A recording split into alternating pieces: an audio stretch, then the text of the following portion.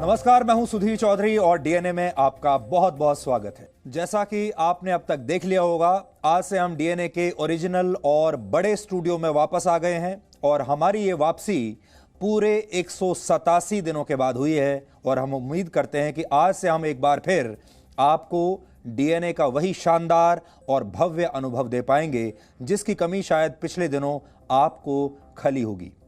187 दिन पहले यानी 15 मई को जी न्यूज में बहुत बड़े पैमाने पर कोरोना वायरस के संक्रमण के मामले आए थे। पूरे देश में एक बड़ी खबर बनी थी, आपने भी सुनी होगी, देखी होगी। और देखते ही देखते हमारे करीब 100 साथी संक्रमित हो गए थे और इसीलिए हमें एक छोटे स्टूडियो से ये शो करने का फैसला करना पड़ा था। वर्ष 2020 ने आप ही की तरह, पूरी दुनिया की तरह हमें भी बहुत कुछ सिखाया है और इस दौरान हमारी टीम ने भी बहुत संघर्ष किया है। लेकिन इस दौरान भी जी न्यूज की गति कम नहीं हुई, जी न्यूज की गति रुकी नहीं और हम दिन रात आप तक पहले की तरह बिना डरे बिना रुके खबरें पहुंचाते रहे सच्चाई के साथ। अब धीरे धीरे सब कुछ सामान्य होने लगा है, इसलिए हम भी अपने पुराने स्टूडियो में लौट आए हैं। लेकिन फिलहाल दिल्ली और आसपास के शहरों की स्थिति एक बार फिर से बहुत बिगड़ने लगी है। दिल्ली में इस समय संक्रमण की तीसरी लहर चल रही है, इसलिए अब भी ये नहीं कहा जा सकता कि हम कितने दिन तक इस स्टूडियो में रह पाएंगे, कितने दिन तक आपको इस स्टूडियो से हम डीएनए दिखा पाएंगे। लेकिन जितने दिनों तक भी संभव होगा, हम आपको डीएनए का ये शानदार और भव्य अनुभव ऐसे ही देते रहेंगे। हमने कोरोना काल के दौरान भी अपना कर्तव्य हमेशा न सिर्फ याद रखा बल्कि सबसे ऊपर रखा और सारी परेशानियों के बावजूद अपने मिशन को हमने रुकने नहीं दिया। आज हम ये समझने की कोशिश कर रहे हैं कि क्या आपके कर्तव्य और आपके समर्पण को भी छुट्टी पर जाने का अधिकार हो सकता है। इस विश्लेषण का आधार भारतीय टीम के कप्तान विराट कोहली को मिली पैटर्निटी लीव है। पैटर्निटी लीव ऐसा अवकाश होता है जो किसी पुरुष को तब मिलता है जब वो पिता बनता है। लेकिन यहां हम एक बात बिल्कुल स्पष्ट कर देना चाहते हैं कि विराट कोहली ने कुछ भी गलत नहीं किया है और हम उनकी आलोचना बिल्कुल नहीं कर रहे हैं। वो एक महान खिलाड़ी हैं और वो ये बात सबसे अच्छी तरह से समझते हैं और जानते हैं कि उन्हें अपने पेशे, अपने देश और अपने परिवार के बीच संतुलन कैसे बैठाना है। हम सिर्फ आज आपको सोचने के लिए एक विचार दे रहे हैं और इस विश्लेषण की शुरुआत, इस विचार की शुरुआत हम 111 वर्ष पुरानी एक सच्ची कहानी से करना चाहते हैं। ये बात वर्ष 1909 की है, जब एक दिन सरदार वल्लभ भाई पटेल बंबई की एक अदालत में वकील के रूप में एक मुकदमा लड़ रहे थे। उस दौरान उनकी पत्नी जावेर बा कैंसर से पीड़ित थी और जिस दिन मुकदमे की सुनवाई जिस समय चल रही थी, उसी दिन कैंसर के ऑपरेशन के दौरान उनकी पत्नी की मृत्यु हो गई। तब एक व्यक्ति ने यह सूचना एक कागज पर लिखकर सरदार पटेल को दी। उन्होंने अपनी पत्नी की मृत्यु की खबर को पढ़ा और कागज के उस टुकड़े को चुपचाप अपनी जेब में रख लिया और उन्होंने अदालत में अपनी बहस जारी रखी। उस बहस को बीच में रोका नहीं। उस दिन सरदार वल्लभ भाई पटेल वो मुकदमा जीत गए और इसके बाद उन्होंने सबको अपनी पत्नी की मृत्यु की सूचना दी। यानी जब मुकदमा लड़ लिया, बहस पूरी हो गई और जब जीत गए, तब उन्होंने बताया कि आज मेरी पत्नी की मृत्यु हो गई है। यानी सरदार पटेल दुख के इस पल में भी अपने कर्तव्य और उसके प्रति अपने समर्पण के भाव को भूले नहीं और उन्होंने एक वकील के तौर पर अपने फर्ज को, अपने कर्तव्य को पहली प्राथमिकता दी।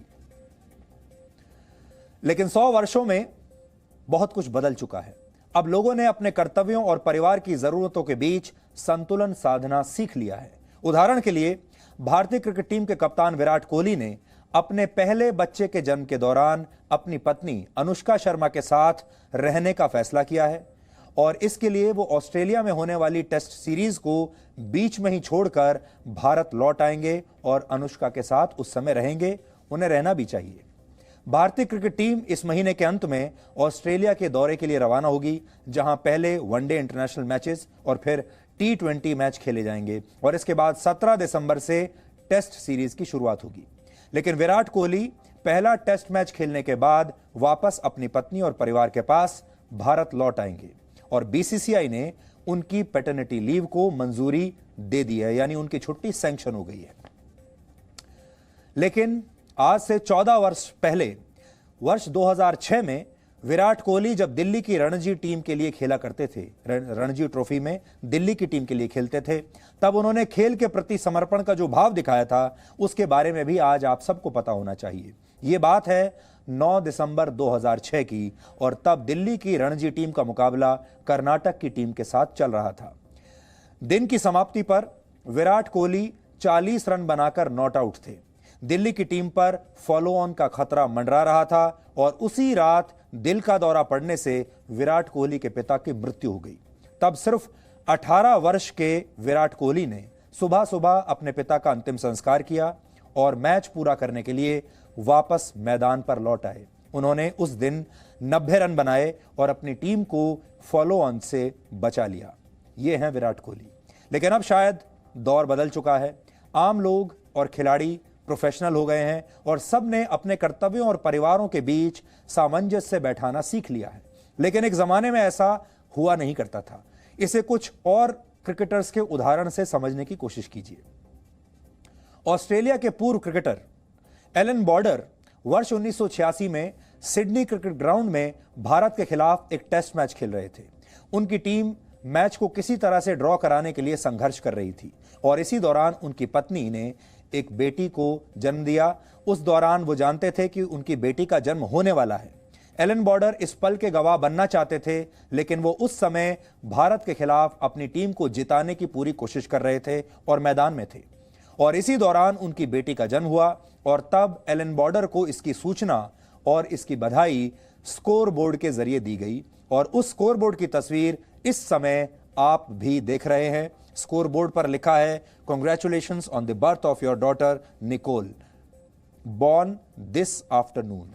ये एलन बॉर्डर की बेटी जिस दिन पैदा हुई थी, उस दिन स्कोर बोर्ड इस तरह का था, और ये स्कोर बोर्ड पढ़कर मैच खेल रहे एलन बॉर्डर को इस बात की जानकारी मिली थी कि उनकी बेटी पैदा हुई है।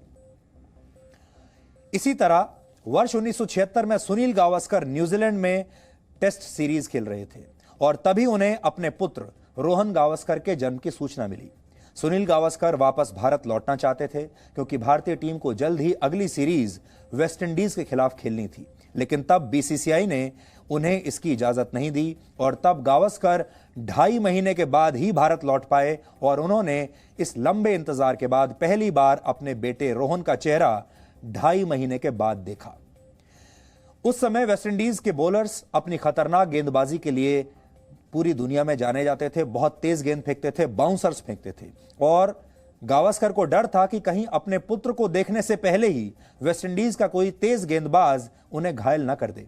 एक मैच में ऐसा हो भी गया था कि वेस्टइंडीज के गेंदबाजों की बाउंसर्स ने भारतीय टीम के 5 खिलाड़ियों को घायल कर दिया और सबको अस्पताल ले जाना पड़ा। लेकिन उसी मैच में सुनील गावस्कर ने समर्पण का पूरा भाव दिखाया और अपने साथी अंशुमन गायकवाड़ के साथ 131 रनों की पार्टनरशिप की। आपको वर्ष 1999 में इंग्लैंड में हुआ क्रिकेट वर्ल्ड कप जरूर याद होगा, जिस दौरान सचिन तेंदुलकर के पिता की मृत्यु हो गई थी। भारत इस वर्ल्ड कप में साउथ अफ्रीका के खिलाफ अपना पहला मैच हार चुका था। दूसरा मैच जिम्बाब्वे के साथ था, लेकिन इसी दौरान सचिन को अपने पिता की मृत्यु की खबर मिली। सचिन तेंदुलकर भारत लौट आए और टीम जिम्बाब्वे के खिलाफ अपना मैच हार गई। लेकिन अपनी टीम को मुश्किल में देखकर सचिन तेंदुलकर सिर्फ 4 दिनों में इंग्लैंड वापस लौट गए और उन्होंने केन्या के खिलाफ तीसरे मैच में 140 रन नॉट आउट की पारी खेली। और तब शतक बनाने के बाद जिस अंदाज में सचिन तेंदुलकर ने आसमान की तरफ देखकर अपने पिता को श्रद्धांजलि दी थी, उसकी तस्वीर आप इस समय देख रहे हैं और ये तस्वीर देखकर आज भी आपके रोंगटे खड़े हो जाएंगे। देखिए इस तस्वीर को। इसी तरह वर्ष 2015 में जब भारत की टीम वर्ल्ड कप की तैयारी के लिए ऑस्ट्रेलिया में वार्म अप मैच खेल रही थी, तब टीम के कप्तान महेंद्र सिंह धोनी के घर बेटी का जन्म हुआ। खेल पर ध्यान लगाने के लिए तब धोनी ने अपने पास मोबाइल फोन नहीं रखा था। धोनी की पत्नी ने बेटी के जन्म की सूचना टीम के ही एक साथी खिलाड़ी और धोनी के दोस्त सुरेश रैना को दी और फिर रैना ने यह खुशखबरी महेंद्र सिंह धोनी को जाकर सुनाई। उस समय जब पत्रकारों ने उनसे पूछा कि क्या वो इस समय भारत में नहीं रहना चाहते, तो धोनी ने कहा कि इस समय मैं राष्ट्र की सेवा कर रहा हूं, देश की सेवा कर रहा हूं और बाकी सब चीजें इंतजार कर सकती हैं। देश के लिए अपना कर्तव्य निभाने का अवसर सबको नहीं मिलता। इसके लिए बहुत तपस्या करनी पड़ती है, बहुत पुरुषार्थ करना पड़ता है और फिर पूरी ईमानदारी से अपना कर्तव्य निभाना होता है। क्रिकेटर्स और आम लोग भले ही इस फर्ज को भूल जाएं, लेकिन देश के सैनिकों को अपना कर्तव्य अच्छी तरह से हर समय 24 घंटे याद रहता है। ऐसे ही एक सैनिक थे सुबोध घोष, जो इसी महीने की 13 तारीख को LOC पर पाकिस्तान की तरफ से हुई गोलाबारी में शहीद हो गए थे। शहीद सुबोध की उम्र सिर्फ 24 साल थी और ड्यूटी पर तैनाती के दौरान ही उनके घर एक बेटी का जन्म हुआ। वो पिछले 3 महीने से अपनी नवजात बेटी का चेहरा देखने का इंतजार कर रहे थे और वो अपनी बेटी के अन्नप्राशन में आने की तैयारी भी कर रहे थे, लेकिन उससे पहले ही वो शहीद हो गए, यानी मरने से पहले एक बार भी अपनी बेटी को देख नहीं पाए। इसी तरह 16 बिहार रेजिमेंट के सिपाही कुंदर कुमार 15 जून को गलवान घाटी में चीन के सैनिकों के साथ हुई लड़ाई में शहीद हो गए थे। शहादत से 17 दिन पहले ही उनकी पत्नी ने भी एक बेटी को जन्म दिया था, लेकिन अपना कर्तव्य निभाते हुए एक पिता ने अपने प्राण न्यौछावर कर दिए और देश की सेवा को सबसे ऊपर रखा, सबसे आगे रखा और ये भी अपनी पुत्री से मिल नहीं पाए। वर्ष 2019 में पुलवामा आतंकवादी हमले में शहीद हुए CRPF के कांस्टेबल रतन कुमार ठाकुर की पत्नी भी उस समय गर्भवती थी और रतन कुमार ठाकुर अपनी पत्नी के पास पहुंचना चाहते थे, लेकिन उन्होंने भी देश के प्रति अपने कर्तव्य को सर्वोपरि माना और देश के लिए बलिदान दे दिया। ये सारी कहानियां सुनाकर हम किसी एक व्यक्ति की आलोचना नहीं कर रहे, हम सिर्फ ये कहने की कोशिश कर रहे हैं कि चाहे आप एक खिलाड़ी हों, चाहे आप एक डॉक्टर हों, नेता हों या पत्रकार हों, देश आपको बहुत कुछ देता है और देश को बाकी चीजों से पहले रखकर आप भी देश का ये कर्ज उतारते हैं। और फाइजर और बायोएनटेक नाम की कंपनियां कोरोना वायरस की जिस वैक्सीन का निर्माण कर रही हैं, उसके पीछे भी एक डॉक्टर पति पत्नी की अथक मेहनत है। बायोएनटेक की स्थापना डॉक्टर ऊर शाहीन ने अपनी पत्नी ओजलेम टोरेचा के साथ मिलकर की थी और आज की तारीख में ये पति पत्नी जर्मनी के 100 सबसे अमीर लोगों में से एक है। ये दंपति अपने काम के लिए इतने समर्पित हैं कि वर्ष 2002 में इन्होंने अपनी शादी के कुछ घंटों के बाद ही अपनी लैब में कैंसर पर रिसर्च का काम शुरू कर दिया था और अपने काम की वजह से ये दोनों हनीमून पर कभी गए ही नहीं। ये काम के प्रति वो समर्पण का भाव है जिसे आज हम आपको समझाने की कोशिश कर रहे हैं। अब आप अपने आप से ये सवाल पूछ के देखिए कि कभी आपको देश के लिए खेलने का मौका मिले, अगर आप खिलाड़ी हों, देश के लिए किसी भी खेल में आपको खेलने का मौका मिले और आपके सामने भी एक ऐसी ही स्थिति हो, तो आप क्या करेंगे? देश के लिए खेलने के लिए जाएंगे या फिर अपने परिवार को तवज्जो देंगे? लेकिन कुल मिलाकर अब जमाना बदल चुका है। ये जो ख्याल हम आपको बता रहे हैं, अब ये पुराने जमाने के विचार हो चुके हैं। बहुत सारे लोग कहते हैं कि बच्चे की जिम्मेदारी सिर्फ माँ की नहीं बल्कि पिता की भी तो होती है। सारी की सारी जिम्मेदारी माँ पर आप कैसे डाल सकते हैं? और पिता ये कैसे कह सकता है कि बच्चे के जन्म की सारी जिम्मेदारी आप उठाओ और मैं अपना काम करता रहूंगा, मैं उस समय मौजूद नहीं रहूंगा क्योंकि मेरा कर्तव्य ये करने से रोकता है। और अब जमाना बदल गया है। लोग कहते हैं कि सभी पुरुषों को अपनी ये जिम्मेदारी निभानी चाहिए। विराट कोहली की पत्नी अनुष्का शर्मा भी उनके जितने ही बड़ी स्टार हैं। जाहिर है मां बनने के लिए उन्होंने भी अपने काम से बहुत समझौता किया होगा और विराट कोहली की जिम्मेदारी बनती है कि वो इस दौरान अपनी पत्नी के साथ रहें। लेकिन यहां क्या हम ये बात सिर्फ इसलिए कह रहे हैं क्योंकि विराट कोहली की पत्नी भी बहुत बड़ी स्टार है? तो फिर उन पत्नियों का क्या जिनके पति बहुत बड़े स्टार हैं और वो बड़ी स्टार नहीं है? और या फिर उन लोगों का क्या जिनके पति बड़े स्टार नहीं हैं और जिनके पति अपनी जिम्मेदारी समझते भी नहीं हैं? लेकिन दुनिया इस मामले में अब बहुत तेजी से बदल रही है और अब पति भी अपनी जिम्मेदारी समझने लगे हैं। उदाहरण के लिए अमेरिका की नई उपराष्ट्रपति कमला हैरिस के पति पेशे से वकील हैं जिनका नाम है डगलस क्रेग एमहॉफ। डगलस ने यह तय किया कि वो इस दौरान अपनी पत्नी कमला हैरिस की उनके कामकाज में मदद करेंगे और साथ साथ घर भी संभालेंगे। यानी जो काम एक जमाने में पत्नी किया करती थी जब पति कोई बहुत बड़े पद पर बैठा होता था, वही काम कमला हैरिस के पति करेंगे। भारत के महान वैज्ञानिक और पूर्व राष्ट्रपति डॉक्टर APJ अब्दुल कलाम कहते थे कि अगर आप अपने कर्तव्य यानी अपनी ड्यूटी को सैल्यूट करते हैं तो आपको कभी किसी और को सैल्यूट करने की ज़रूरत नहीं पड़ेगी। पैटर्निटी लीव पर जाना, अपने परिवार के साथ छुट्टियां मनाना या खुशी के मौके पर सबके साथ मौजूद रहना कहीं से भी गलत नहीं है, लेकिन जब आप देश के लिए अपना कोई फ़र्ज निभा रहे होते हैं तो बस ये याद रखने की ज़रूरत होती है कि आपको जो सम्मान और प्रतिष्ठा मिल रही है वो इस देश की वजह से ही मिल रही है। इसलिए मिल रही है क्योंकि आप देश के लिए खेल रहे हैं और देश के करोड़ों लोग आपकी तरफ देख रहे हैं, आपको समर्थन दे रहे हैं। टीम इंडिया की जर्सी पहनना हर खिलाड़ी का सपना होता है। सीमा पर जाकर देश के लिए लड़ने की इच्छा हर सैनिक रखता है। एक पत्रकार का भी सपना होता है कि जब देश या दुनिया में कोई बड़ी घटना हो रही हो, जहां इतिहास रचा जा रहा हो, तो वो वहां मौजूद रहे और उसकी सूचना आप तक सबसे पहले पहुंचाए। एक डॉक्टर भी संकट के दौर में देशवासियों की सेवा करने के लिए हमेशा तत्पर रहता है और आपने देखा होगा कोरोना संकट के इस दौर में बहुत सारे ऐसे डॉक्टर होंगे, बहुत सारे ऐसे लोग होंगे जो चिकित्सा के पेशे से जुड़े हुए हैं और महीनों से अपने घर नहीं गए हैं। इस दौरान बहुत सारे लोग अपने परिवार से दूर रहे हैं। इस दौरान बहुत सारे लोगों के बच्चों ने जन्म भी लिया होगा, उनके परिवारों को उनकी बहुत ज़रूरत भी रही होगी, लेकिन ये लोग बहुत निष्ठा के साथ, बहादुरी के साथ अपना कर्तव्य निभा रहे हैं। ये सब इसलिए होता है क्योंकि देश के साथ आपका नाम जुड़ने से आपको खुशी मिलती है और इसके बदले में देशवासी भी आपको पूरा प्यार और सम्मान देते हैं। लेकिन जब जीवन की बाकी खुशियां देश की ज़रूरतों से बड़ी लगने लगें तो समझ लेना चाहिए कि कर्तव्य बोध कहीं ना कहीं जाकर कमज़ोर हो रहा है। इसलिए आज हम किसी की आलोचना नहीं कर रहे।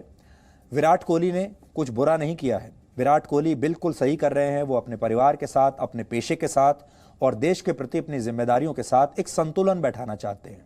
हो सकता है आज से कुछ वर्ष पहले तक ये संभव ना होता हो, क्योंकि उस समय लोग भारत की टीम में खेलने के लिए इतने तत्पर रहते थे कि वो कुछ भी छोड़ सकते थे भारत के लिए खेलने के लिए, भारत की जर्सी पहनने के लिए और भारत का प्रतिनिधित्व करने के लिए। और ये मैं यहाँ सिर्फ क्रिकेटर्स की बात नहीं कर रहा, उन तमाम खिलाड़ियों की बात कर रहा हूँ जो कुछ भी किसी भी खेल में भारत की टीम में खेलते हैं। उन तमाम लोगों की बात कर रहा हूँ, उसमें डिप्लोमेट्स भी हैं, उसमें नेता भी हैं, हर वो व्यक्ति जो भारत को कहीं ना कहीं बाहर विदेश में जाकर भारत का प्रतिनिधित्व कर रहा है। और ये सवाल आपके लिए सोचने के लिए आज छोड़कर जा रहे हैं कि अगर आप होते तो आप क्या करते? भारत के लिए मैच खेलते, भारत के लिए लड़ाई लड़ते या फिर वापस अपने घर लौट आते? पिछले कुछ दिनों में आपने कोरोना वायरस की 3 वैक्सीन्स के बारे में बहुत अच्छी खबरें सुनी होंगी और आपको ये उम्मीद भी जगी होगी कि अब 3 वैक्सीन्स आ गई हैं और आप इंतजार कर रहे होंगे कि ये वैक्सीन आप तक कब पहुंचेगी। लेकिन आज हम वैक्सीन बन जाने के बाद आने वाली समस्याओं की बात करेंगे। अब से थोड़ी देर पहले कोरोना वायरस की वैक्सीन से जुड़ी एक बहुत बड़ी खबर आई है और सबसे पहले हम आपको इसी खबर की 5 बड़ी बातें बताएंगे। अमेरिका की मशहूर फार्मा कंपनी फाइजर ने यह दावा किया है कि उसकी कोरोना वैक्सीन 95% तक प्रभावशाली है और ये नतीजे इस वैक्सीन के अंतिम चरण के परीक्षण के बाद आए हैं। अब फाइजर जल्द ही आपात स्थिति में इस वैक्सीन के इस्तेमाल की मंजूरी ले लेगी और अगर उसे यह मंजूरी मिल गई तो इसी साल के अंत तक वैक्सीन की 5 करोड़ डोज तैयार हो सकती हैं और अगले वर्ष के अंत तक वैक्सीन की 130 करोड़ डोज का निर्माण किया जा सकता है। अब यह दावा किया जा रहा है कि इस वैक्सीन में कोई बड़े साइड इफेक्ट्स नहीं है और 65 वर्ष की उम्र से बड़े लोगों पर यह वैक्सीन 94% तक कारगर रही है। एक हफ्ते पहले फाइजर की वैक्सीन के शुरुआती नतीजे आए थे और तब इसके 90% तक कामयाब होने का दावा किया गया था।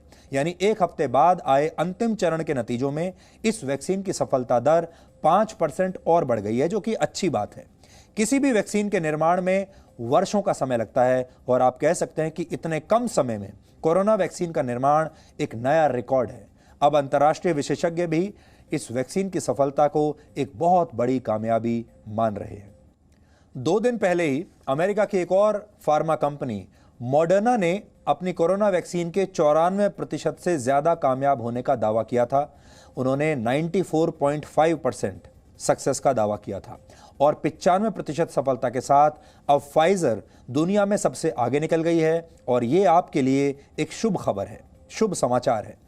अगर कोई वैक्सीन 50% तक भी प्रभावी हो तो उसे बड़ी सफलता माना जाता है और इमरजेंसी में ऐसी वैक्सीन को मंजूरी भी मिल जाती है।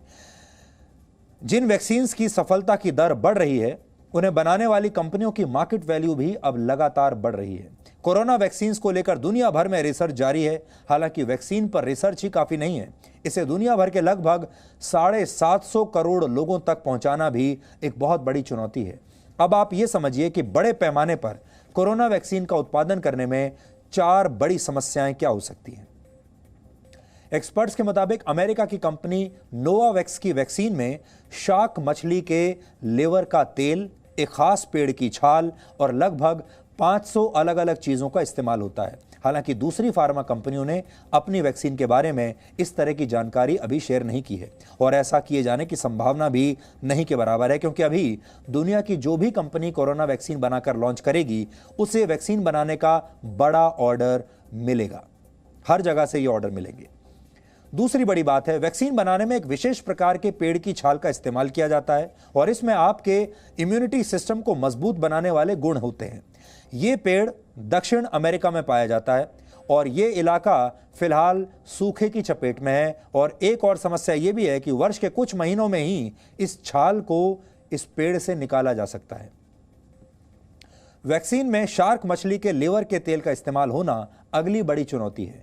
पर्यावरणविदों को आशंका है कि अब वैक्सीन बनाने के लिए ज्यादा संख्या में शार्क मछलियों का शिकार करना पड़ेगा और अब समुद्र में शार्क की कई प्रजातियां एक्सटिंक्ट यानी विलुप्त हो सकती हैं।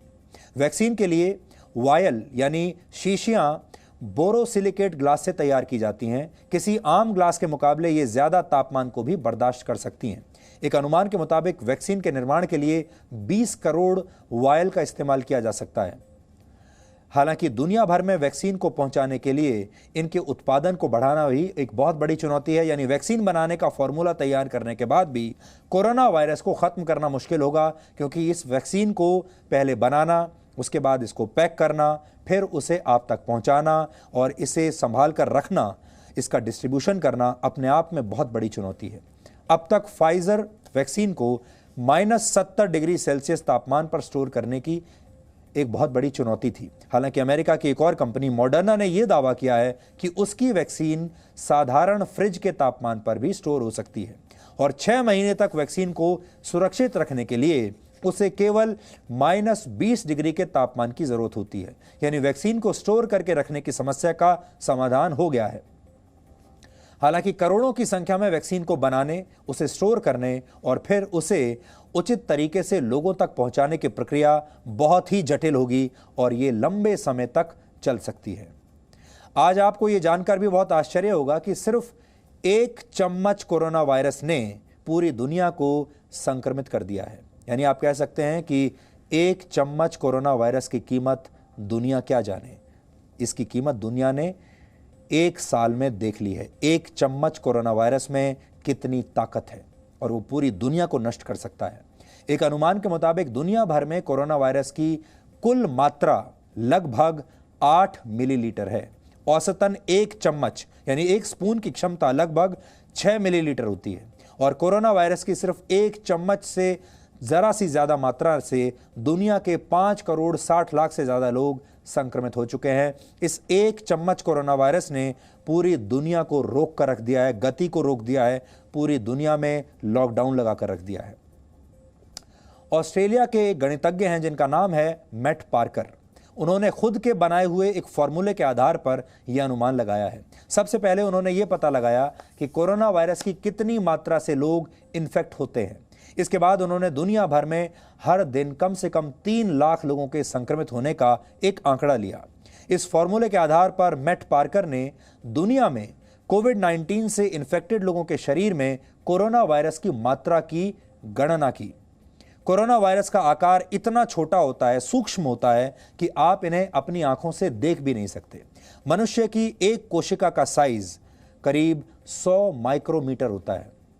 यह हमारे सिर पर पाए जाने वाले एक बाल की चौड़ाई के लगभग बराबर है और इंसानों की कोशिकाओं का आकार कोविड-19 वायरस के आकार से 10 लाख गुना ज्यादा होता है। मैट पार्कर के मुताबिक कोरोना वायरस असल में एक तरह के कंप्यूटर कोड की तरह है जो इंसानों के सिस्टम यानी कोशिकाओं में गड़बड़ी पैदा करता है, और इस वायरस ने इंसानों के साथ पूरी दुनिया के सिस्टम को भी अब इन्फेक्ट कर दिया है। एक चम्मच कोरोना वायरस ने। देश में कोरोना वायरस की वजह से स्कूलों की मुश्किलें बढ़ गई हैं। हरियाणा के रेवाड़ी जिले के 13 स्कूलों में 103 बच्चों में कोरोना का संक्रमण पाया गया है, और अब हरियाणा के स्कूलों में रैंडम टेस्टिंग शुरू कर दी है। हालांकि सरकार ने यह तय किया है कि सभी स्कूलों और सभी छात्रों का टेस्ट अभी नहीं किया जाएगा। हरियाणा सरकार की गाइडलाइंस के मुताबिक किसी स्कूल में अगर एक भी बच्चा कोरोना पॉजिटिव मिलेगा तो उस स्कूल को 14 दिनों के लिए बंद कर दिया जाएगा। आपको याद होगा, हरियाणा में 2 नवंबर से 9वीं से 12वीं कक्षा तक के स्कूलों को खोल दिया गया था। देश के कई राज्य हरियाणा के स्कूल अनलॉक मॉडल पर ध्यान दे रहे थे, और उन्हें उम्मीद थी कि अगर हरियाणा के स्कूलों में कोविड-19 का इन्फेक्शन नहीं फैला तो फिर वो भी अपने राज्यों में स्कूलों को खोल देंगे। लेकिन अब हरियाणा के स्कूलों में कोरोना फैलना शुरू हो गया है, जिसने सरकार की चुनौतियों को और बढ़ा दिया है। इसलिए आपके राज्य में अगर स्कूल शुरू हो भी जाएं, कॉलेज शुरू हो भी जाएं, तो अपने बच्चों को स्कूल भेजने से पहले 1000 बार पहले आप सोच लीजिएगा। आपने देखा होगा, दिल्ली में भी आजकल कोरोना वायरस के मामले बहुत बढ़ गए हैं, और दिल्ली अब दुनिया में दूसरे नंबर पर पहुंच गई है जिस तेज़ी से ये मामले बढ़ रहे हैं उसके हिसाब से। और कह रहे हैं कि दिल्ली में तीसरी लहर चल रही है कोरोना वायरस की। वो इसलिए है क्योंकि दिल्ली की सरकार ने बहुत जल्द सब कुछ अनलॉक कर दिया। उन्होंने बाज़ार खोल दिए, उन्होंने मॉल्स खोल दिए, उन्होंने जिम्स खोल दिए, और सब कुछ जो ज़िंदगी है उसे पहले की तरह नॉर्मल कर दिया। और उसका कारण ये हुआ कि अब दिल्ली में फिर से तेज़ी से कोरोना वायरस फैल रहा है। इसलिए आप सब लोगों को अभी बहुत संभल कर चलने की ज़रूरत है, और जब तक कोरोना की वैक्सीन आप तक नहीं पहुंच जाती तब तक आपको ऐसे ही रहना होगा। तब तक आपका जो मास्क है वही आपकी वैक्सीन है, आपकी जो सोशल डिस्टेंसिंग है वही आपकी दवाई है। अब हम आपको उत्तर प्रदेश के मुजफ्फरनगर के एक गांव में लेकर चलते हैं जिसका नाम है तिगरी गांव। यहां बेटियों को सम्मान देने के लिए एक बहुत शानदार मुहिम शुरू की गई है। आप जब ये कहानी आज देखेंगे तो आपका दिल खुश हो जाएगा। इस गांव के घरों के बाहर लगने वाली नेम प्लेट्स में अब घर के बेटों की जगह बेटियों के नाम लिखे जा रहे हैं। यानी अब इस गांव में बेटियों को घर के मुखिया का दर्जा दिया जाने लगा है। ये बहुत बड़ा बदलाव है, और ऐसे बदलावों के बारे में कई बार मीडिया भी आपको नहीं बताता, और ये बदलाव आप तक पहुंचते नहीं हैं क्योंकि ये बदलाव बड़े बड़े शहरों में नहीं हो रहे। ये मुजफ्फरनगर से आई रोशनी की वो किरण है जिसके सामने हमारे देश के मोमबत्ती गैंग की झूठी रोशनी फीकी पड़ जाएगी। आपने अक्सर देखा होगा कि देश में जब कोई हाथरस कांड जैसी घटना होती है तब हमारे देश में मोमबत्ती गैंग सक्रिय हो जाता है। इन्हें बड़ा दर्द होता है, और ये ऐसी जगहों पर इकट्ठे होते हैं, दिल्ली, मुंबई, वहाँ पर ऐसी जगहें कुछ निर्धारित की गई हैं जो विरोध प्रदर्शनों के लिए ही निर्धारित हैं, और वहाँ मीडिया पहुँच जाता है, फिर मीडिया पर कवरेज होती है। और ये सारे लोग वहाँ असल में इसलिए इकट्ठे होते हैं ताकि अखबारों में इनकी कवरेज हो, फोटो छपें, न्यूज़ चैनल्स पर इनकी तस्वीरें दिखाई जाएं। न्यूज़ चैनल्स पर जब डिबेट्स होंगे इस विषय पर तो इन लोगों को बड़ा शौक होता है कि उन डिबेट्स में इन्हें बुलाया जाए ताकि ये टीवी पर दिखें, इनकी फॉलोइंग बढ़े और ये रातों रात मशहूर हो जाएं। मोमबत्ती गैंग ऐसे लोगों का होता है। ये गैंग सड़क पर उतरकर ये साबित करने लगता है कि महिला सुरक्षा और उनके हितों का सबसे बड़ा हितैषी यही गैंग है। लेकिन क्या कभी आपने सोचा है कि ये मोमबत्ती गैंग मीडिया के कैमरे हटते ही वहां से गायब क्यों हो जाता है? महिलाओं की सुरक्षा और सामाजिक अधिकारों के लिए ये लोग बाकी समय क्या करते हैं? दिल्ली के जंतर मंतर पर इस मोमबत्ती गैंग की पसंदीदा जगह मानी जाती है, लेकिन आज हम आपको जंतर मंतर से 137 किलोमीटर दूर मुजफ्फरनगर के तिगरी गांव में लेकर जा रहे हैं। इस गांव के लोगों ने अपने घरों की नेम प्लेट पर बेटों की जगह अब बेटियों का नाम लिखना शुरू कर दिया है। आप सोच रहे होंगे कि नेम प्लेट में बेटियों का नाम लिखने से क्या होगा? क्या इस बदलाव से बेटियों को बराबरी का दर्जा या हक मिलेगा? घर से बाहर निकलने के लिए बेटियों को जिस आत्मविश्वास की जरूरत होती है, क्या इस मुहिम से उनमें ये आत्मविश्वास आएगा? हमने इन सारे सवालों का जवाब ढूंढने के लिए अपनी रिपोर्टिंग टीम को इस बार मुजफ्फरनगर के इस गांव में भेजा। हमारी टीम ने इस गांव में बदलाव की जो शुरुआत देखी उसके बारे में आज पूरे देश को, आप सबको जानना चाहिए और आपको ये बदलाव देखकर बहुत खुशी होगी। और कहते हैं कि हर बड़ा बदलाव अपने घर से शुरू होता है, अपने मोहल्ले से शुरू होता है, अपने गांव से शुरू होता है। अब इस बदलाव को देखिए।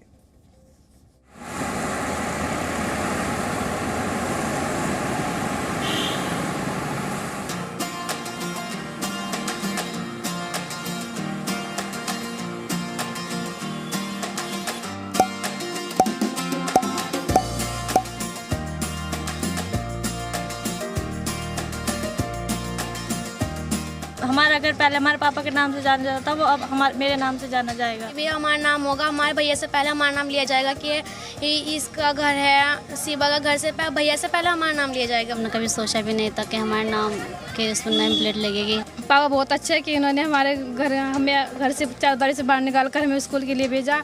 शायद कुछ अच्छा ही होगा इससे। शिक्षित होंगी तभी तो मैं दूसरे बंदों के सामने कंधे से कंधा मिलाकर चले। लिए सर लड़का होता तो भी हम ये फैसला लेते, लड़की है तो भी ये लेते। हम लड़के और लड़की में सर कभी कोई ना भेदभाव था, ना है और ना हो। जो इस चीज़ के लिए अच्छा सोचेंगे, जो इस चीज़ के लिए जागरूक होंगे तो इस पे ध्यान देंगे और उन्हें अच्छा लगेगा। बेटी को पूरा सम्मान मिले इस जगह दुनिया में, वरना नहीं तो लोग तो ऐसा बेटी को बिल्कुल कुछ समझते ही नहीं। लड़कियाँ खुश हैं इस बात से कि हमें भी बराबर का सम्मान मिल रहा है। चेंजिंग टाइम्स है तो definitely I think this will create a social change. सामाजिक बदलाव की उम्मीद जहां से बहुत कम होती है, वहीं पर बदलाव के बीज बोए जाते हैं।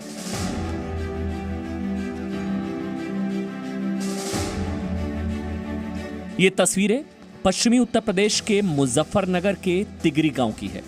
बेटी बचाओ और बेटी पढ़ाओ नारे से एक कदम आगे बढ़कर ये गांव बेटियों को बड़ी पहचान दे रहा है। उत्तर प्रदेश के मुजफ्फरनगर जिले का तिगरी गांव सबसे बड़े सामाजिक बदलाव की ओर आगे बढ़ चुका है।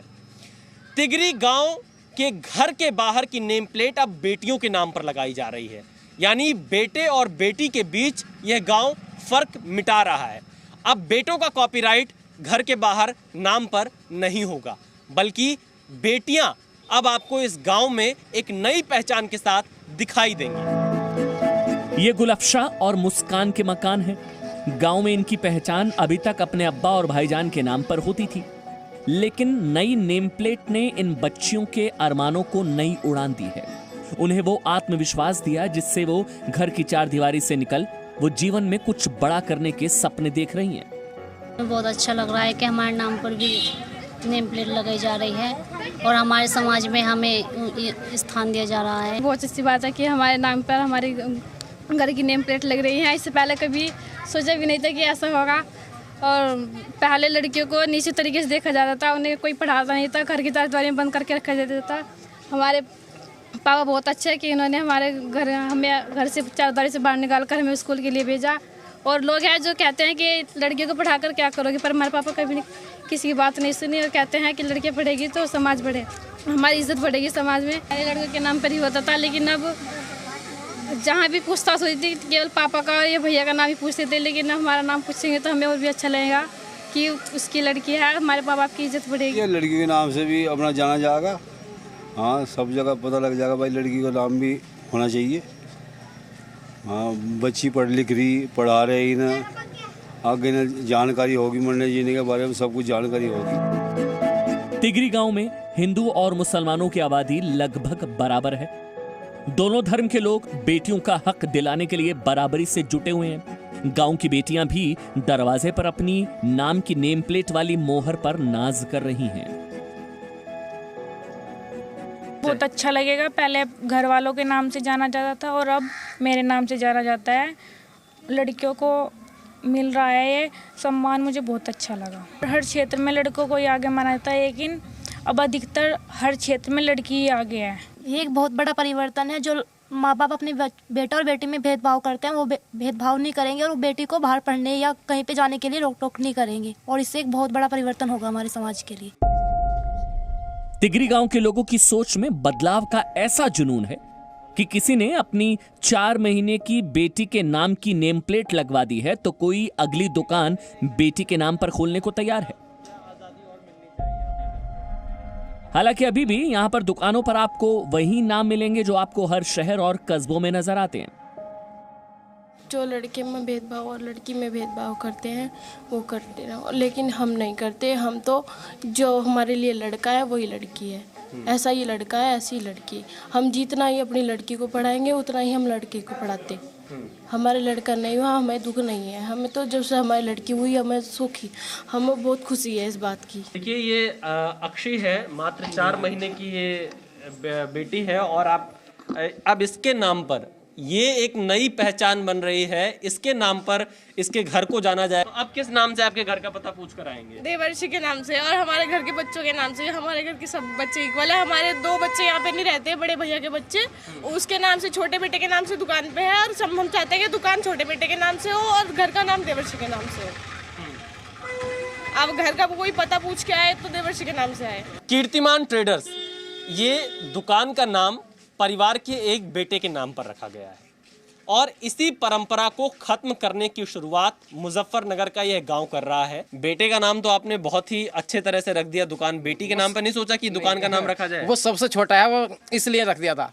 सबसे छोटे का नाम ज्यादा, और आदमी छोटे बच्चे का ज्यादा लाड़ चाव करता है ना, तो इसलिए छोटे बच्चे का नाम कर दिया था। वो सबसे छोटा बच्चा है। किसी समाज में बदलाव में बुजुर्गों की बड़ी जिम्मेदारी होती है। ऐसे में आपको इस गांव की बुजुर्ग महिलाओं के बेटियों के बारे में विचार जरूर सुनने चाहिए। लड़का एक बार को धोखा दे जाए, लड़की नहीं देती। लड़की की खुशी होनी चाहिए। लड़की की जितनी हमें खुशी है इतनी लड़के की नहीं है। हमारा 3 लड़की हैं, तीनों की खुशी और लड़के से ज्यादा। लड़का तो ऐसे जमाने में लड़का धोखा दे जाएगा, लड़की नहीं देने की। अच्छा, लड़की को हम कुछ बनाना चाहेंगे तो लड़की हमारी वो करेगी, मतलब बन जाएगी। हाँ, बन जाएगी, और हम अपने माँ बाप की वो भी करेगी सहायता। लड़का इतना नहीं करता जितनी लड़की करती है। तो अब तो आपके गांव में नाम लगाए जा रहे हैं लड़कियों के नाम से, घर के नाम। घर के नाम हाँ तो बढ़िया लगाए जा रहे हैं। तो जो लड़कियों को देना वो लड़कियों को क्यों ना दिया जा। बढ़िया, ये तो सबसे बड़ी खुशी है। बेटी बढ़ाओ बेटी बचाओ, और जो आज का भ्रूण हत्या हो रही है उस पर रोक ज्यादा से ज्यादा हो और बेटी को पूरा सम्मान मिले इस जगह दुनिया में। वर नहीं तो लोग तो ऐसा बेटी को बिल्कुल कुछ समझते ही नहीं। मुजफ्फरनगर के तिगरी गांव में अब अगर आप कोई चिट्ठी भेजेंगे, कोई संदेश भेजना चाहते हैं या फिर आप यहां पर कोई कोरियर भेजना चाहते हैं तो आप एक बार फोन करके दोबारा कंफर्म कर लीजिएगा कि किसके नाम से भेजना है, क्योंकि अब यहां पर बेटों के नाम से, घर के जो पुरुष हैं उनके नाम से घर की पहचान नहीं है, बल्कि घर की बेटियों के नाम से तिगरी गांव के घर जाने जाएंगे। पश्चिमी उत्तर प्रदेश का यह क्षेत्र हमेशा खाप पंचायतों के फरमानों के लिए मशहूर रहा। ऐसे में यह बदलाव कहां से आया, हमने ये भी जानने की कोशिश की। ये actually western UP patriarchal society है। Male is the head everywhere, and इसमें ये है कि they have bias towards a boy. मतलब जो भी है इनका फैमिली से जो भी डिस्कशन होता है उसको इवन बचपन से भी हम देख रहे हैं, इवन एज अ चाइल्ड बच्चों का जो उनको सिखाते हैं और बच्चियों को कैसे, there is so much difference. तो ये वाला स्पेशली मुजफ्फरनगर में इट इज़ वेरी प्रोमिनेंट। तो we thought we will start trying something because social change is very important. 21वीं सदी में बेटियां बेटों से हर मायने में आगे निकल रही हैं और सामाजिक बदलाव के मामले में मुजफ्फरनगर के कई गांव बड़े बड़े महानगरों की सोच से आगे निकल रहे हैं। मुजफ्फरनगर इस मुहिम से पुरानी परंपराओं को तोड़ते हुए अपनी एक नई पहचान बना रहा है। पहचान इस बात की कि बेटे और बेटी के बीच कोई फर्क नहीं होगा, बेटियां भी बेटों के बराबर आगे बढ़ सकेंगी। और मुजफ्फरनगर का यह मॉडल पूरे देश के लिए एक मिसाल हो सकता है कि अगर बेटी बचाओ और बेटी पढ़ाओ के नारे को चरितार्थ करना है तो मुजफ्फरनगर से सीखा जा सकता है। कैमरामैन एस जयदीप के साथ विशाल पांडे, जी मीडिया, मुजफ्फरनगर। ये रिपोर्ट देखकर आप समझ गए होंगे कि असली बदलाव सिर्फ मीडिया के कैमरों के सामने नहीं होते, बल्कि असली बदलावों की शुरुआत वहां होती है जहां के लोग सच में खुद को बदलना चाहते हैं। कहा जाता है कि दुनिया में 2 ही उद्योग ऐसे हैं जिन्हें चलाने वाले लोग अपने ग्राहकों को यूजर्स कहकर बुलाते हैं। एक है ड्रग्स का व्यापार नशीले ड्रग्स का व्यापार और दूसरा है सोशल मीडिया का बिजनेस। इन दोनों ही बिजनेस के केंद्र में ऐसे प्रोडक्ट्स हैं जो ग्राहकों को किसी न किसी प्रकार के नशे की लत लगा देते हैं।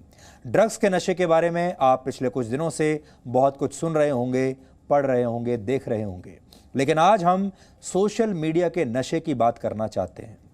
भारत में इस समय फेसबुक के 31 करोड़ से ज़्यादा यूज़र्स हैं और यूज़र्स की संख्या के मामले में भारत पूरी दुनिया में पहले नंबर पर है, यानी फेसबुक का सबसे बड़ा बाजार भारत है।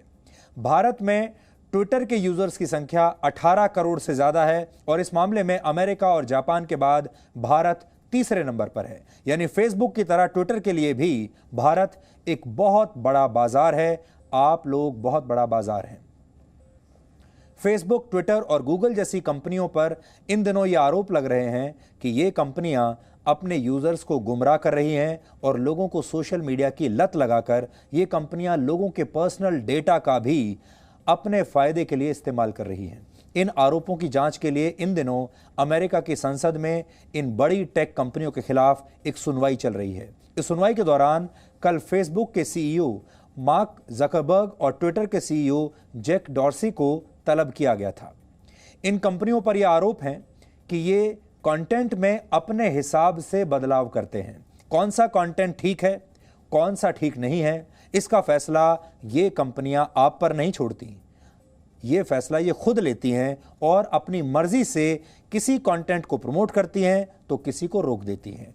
किसी व्यक्ति या किसी विचारधारा के जो ट्वीट्स आते हैं या फेसबुक पोस्ट आते हैं उन्हें बूस्ट कर देते हैं, उन्हें पुश करते हैं और किसी खास विचारधारा के लोगों को ये लोग दबा देते हैं और आपको कभी इस बात के बारे में पता भी नहीं चलता। ज़्यादातर लोग ये सोचते हैं कि उनका फेसबुक पोस्ट जो है वो पढ़ा नहीं जा रहा, लोग उसके बारे में बात नहीं कर रहे, वो लोगों तक पहुंच नहीं रहा, शायद उनकी बात बाकी के लोगों को अच्छी नहीं लगी।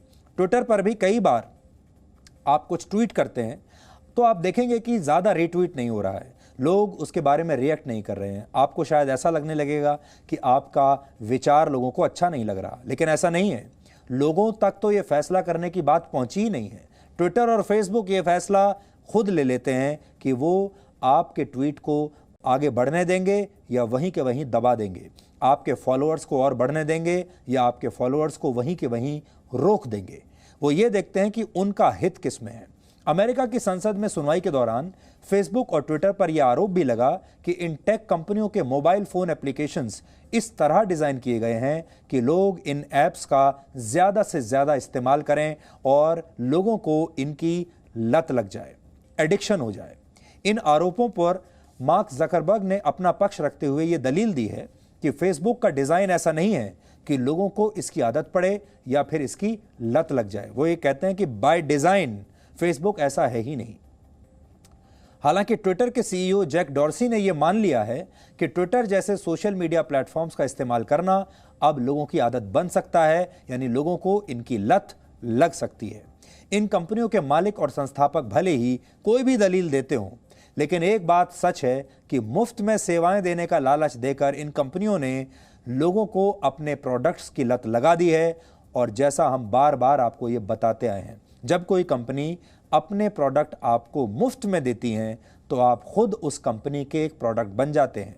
और आपने देखा होगा, फेसबुक आपसे कोई पैसा नहीं लेता, ट्विटर आपसे कोई पैसा नहीं लेता, गूगल भी आपसे कोई पैसा नहीं लेता, तो फिर ये मुफ्त में ये सारी कंपनियां आपको अपनी सेवाएं क्यों दे रही हैं?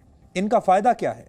इनका फ़ायदा ये है कि अब आप सब इनके लिए एक प्रोडक्ट बन चुके हैं, अब आपका इस्तेमाल हो रहा है। एक रिसर्च के मुताबिक भारत में हर एक व्यक्ति औसतन दिन में 2.5 घंटे सोशल मीडिया प्लेटफॉर्म्स पर बिताता है, यानी 2.5 घंटा सोशल मीडिया पर बर्बाद कर देता है एक व्यक्ति भारत में। लॉकडाउन के दौरान भारत में हर एक व्यक्ति ने दिन में औसतन 4 घंटे फेसबुक पर और व्हाट्सएप पर बिताए हैं। इसी साल हुई एक रिसर्च में यह भी पता लगा कि भारत में लोग एक साल में 1800 घंटे यानी 75 दिन सिर्फ मोबाइल फोन चलाते हुए बिता देते हैं।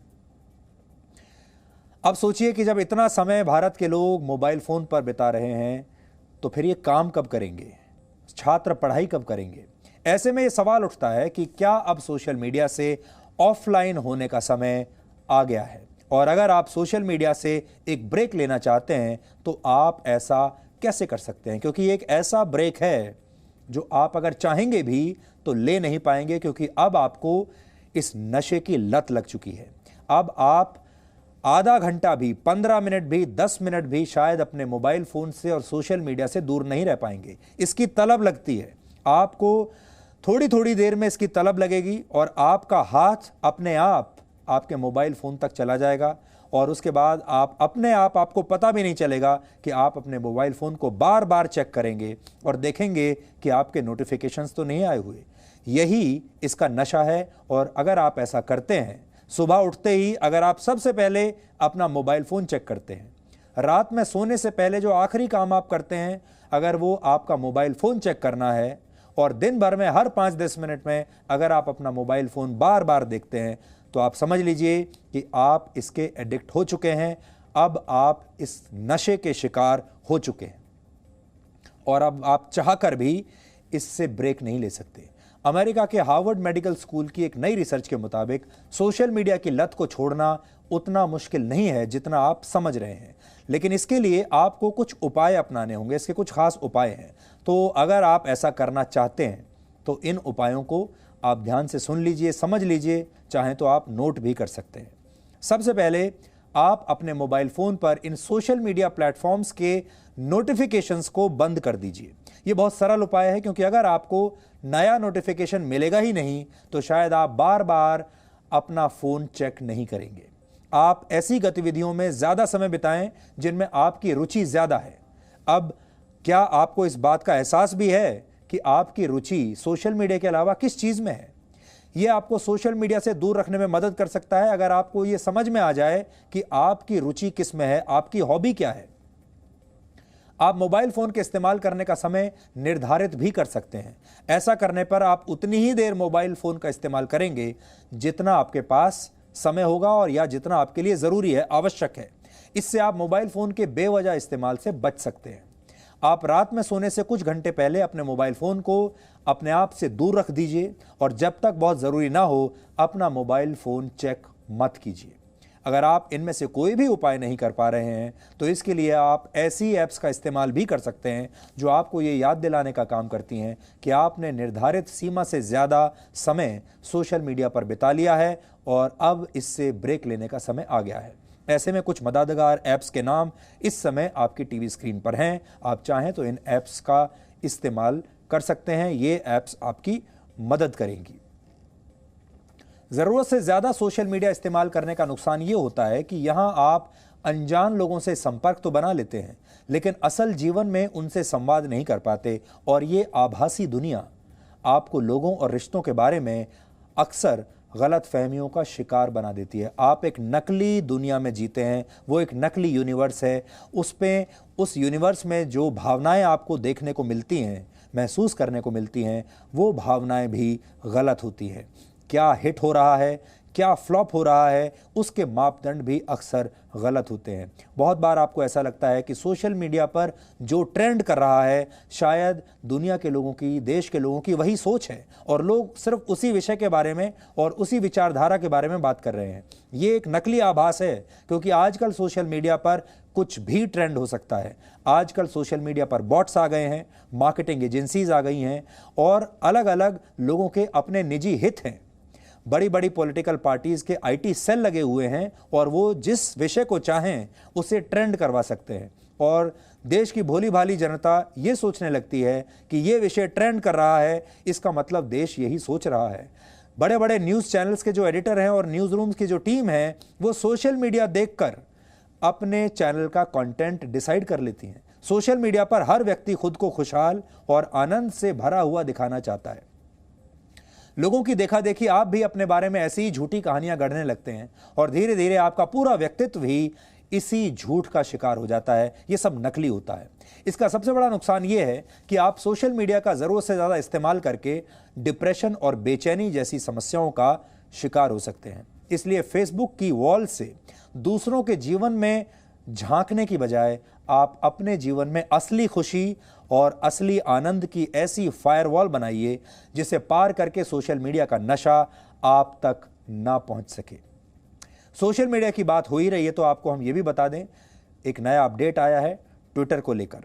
ट्विटर ने आज भारत की सरकार से भी माफी मांगी है, या ये कह लीजिए कि ट्विटर को यह माफी मांगनी पड़ी है। ट्विटर ने कुछ दिन पहले लद्दाख को चीन का हिस्सा बता दिया था, लेकिन अब ट्विटर ने इस पर माफी मांगते हुए कहा है कि वो 30 नवंबर तक अपनी इस गलती को सुधार लेगा। ट्विटर पर लद्दाख को चीन में दिखाए जाने के बाद भारत सरकार बहुत सख्त हो गई थी और भारत में ट्विटर के अधिकारियों को संसदीय कमेटी के सामने पेश होना पड़ा। यह पहली बार नहीं है जब ट्विटर ने भारत विरोधी कोई इस तरह की हरकत की हो, लेकिन अब भारत सरकार इसे लेकर काफी सख्त हो गई है और ट्विटर की माफी इसी सख्ती का परिणाम है। नौबत यहां तक आ गई थी कि ट्विटर पर भारत में प्रतिबंध भी लग सकता था। डेटा सुरक्षा के लिए बनाई गई संसदीय कमेटी के अध्यक्ष मीनाक्षी लेखी ने इस बारे में जी न्यूज को भी जानकारी दी है। उन्होंने क्या कहा है आप खुद सुनिए। ट्विटर को हमने जो बुलाया था वो बुलाया था डाटा प्रोटेक्शन के विषय को लेकर, लेकिन उसी समय लद्दाख को चीन का हिस्सा दिखाया गया और एक डाटा मैनिपुलेशन या इनकरेक्ट डाटा वाली बात सामने आई, तो इस बात का संज्ञान लिया गया और ये सवाल उनसे कमेटी के दौरान, मीटिंग के दौरान भी पूछा गया, जिसमें उन्होंने ज़बानी तौर पर माफ़ी मांगी थी, पर बहुत सारे प्रश्न थे, उसका जवाब भी उनसे एफिडेविट की फॉर्म में मांगा था।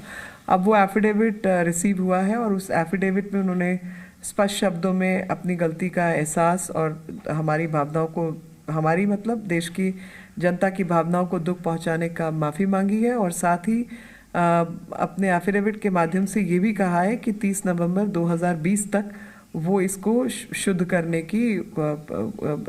देंगे। तो ट्विटर को माफी मांगनी पड़ी है और हम उम्मीद करते हैं कि ये सारी बड़ी बड़ी जो टेक कंपनियां हैं, ये जब भारत के बाजारों में आप लोगों से इतने बड़ा मुनाफा कमा रही हैं, आपको ये लगता होगा कि आपसे पैसा नहीं ले रही, आपको अपना प्रोडक्ट मुफ्त में दे रही हैं, लेकिन ये आपका डेटा चुरा रही हैं, डेटा ले रही हैं। कई बार आपकी मर्जी से लेती हैं।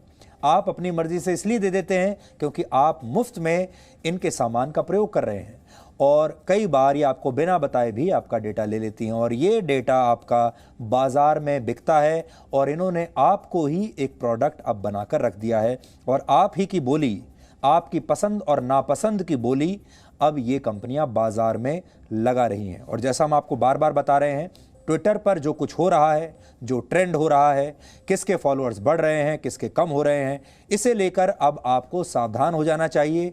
आपको ट्विटर पर, फेसबुक पर, गूगल पर जो कुछ देखने को मिल रहा है, जो ट्रेंड्स आपको देखने को मिल रहे हैं, वो ट्रेंड्स कई बार गलत होते हैं, कई बार उन्हें मैनेज किया जाता है और ये कंपनियां अपने हिसाब से, ख़ास तौर पर आपने देखा होगा जो राष्ट्रवादी लोग हैं, जो देश के बारे में बात करने वाले लोग हैं, भारत के बारे में बात करने वाले लोग हैं, जिन्हें आप राष्ट्रवादी कहते हैं, उन लोगों को आपने देखा होगा अब उन लोगों के ट्वीट्स को या तो दबाया जा रहा है या कई बार उन लोगों के ट्वीट्स को निशाना बनाकर ब्लॉक कर दिया जाता है और उन्हें फैलने से, ट्रेंड होने से रोका जाता है। और दूसरी एक खास विचारधारा के जो लोग हैं वो ट्विटर और फेसबुक पर सुपर हिट होते हैं, जिन्हें आप लिबरल्स के नाम से जानते हैं, जो बार बार असहनशीलता की बात करते हैं।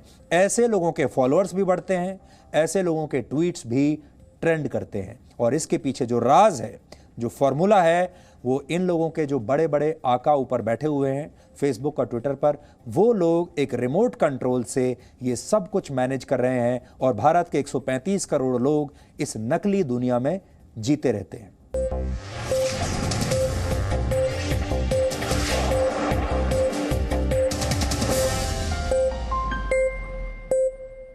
Presenting B News app, available on Google Play and App Store. Download it now.